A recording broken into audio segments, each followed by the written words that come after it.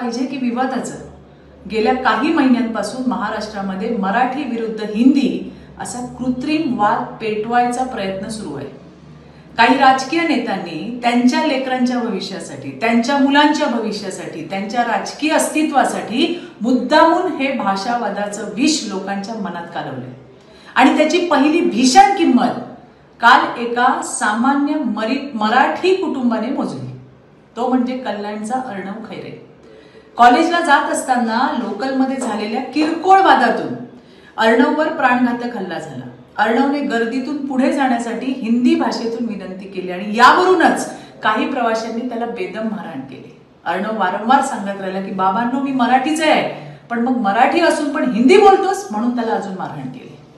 अर्णवला या सगळ्या झालेल्या प्रकाराचा इतका मानसिक धक्का बसला, म्हणजे विनाकारण अपमानास्पद वागणुकीवरून तो इतका हताश झाला की घरी परतल्यावर अर्णवने आत्महत्येसारखा अत्यंत दुर्दैवी असा निर्णय घेतला. काय होता अर्णवचा गुन्हा? काय होता? तो मराठी असून हिंदी बोलला हा?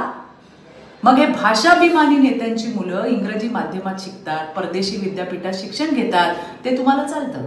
याच नेत्यांची मुलं बॉलिवूड पार्ट्यांमध्ये जातात तेव्हा मराठीत बोलतात का? याचा विचार त्या मारहाण करणाऱ्यांनी केलाय का? झाला प्रकार फक्त हिंसेचा नाही, हा जाणून बुजून पेरल्या जाणाऱ्या भाषावादाच्या राजकारणाचा परिणाम आहे. लक्षात घ्या, मराठीचा मान राखणं आणि भाषेच्या नावावर द्वेष पसरवणं यात प्रचंड फरक आहे. काही नेते स्वतःच्या राजकीय फायद्यासाठी लोकांना मराठी हिंदी नावावर भिडवतायत आणि अशा विषारी प्रचारामुळे अर्णव सारखा निरपराध मराठी तरुण आपलं आयुष्य संपवतोय. त्यामुळे आता तरी शहाणे व्हा. जे लोक एकीकडे भाषेच्या नावावर तुमच्या मनात विष कालवतायत, तीच सत्तांत मंडळी लांगुल चालनाचं राजकारण करताना सोयीनुसार, आपापल्या सोयीनुसार भाषाभेद विसरून एकोप्याची भाषा करतात. त्यांचा दुटप्पीपणा ओळखा. भाषाभिमान ठेवा, तो असायलाच पाहिजे, पण इतर भारतीय भाषांचा द्वेष करून नाही हो. इतर भारतीय भाषांचा द्वेष करून नाही. हे भाषेवरचं असुरी जे प्रेम आहे ना, थांबवा. धन्यवाद. जय हिंद, जय महाराष्ट्र.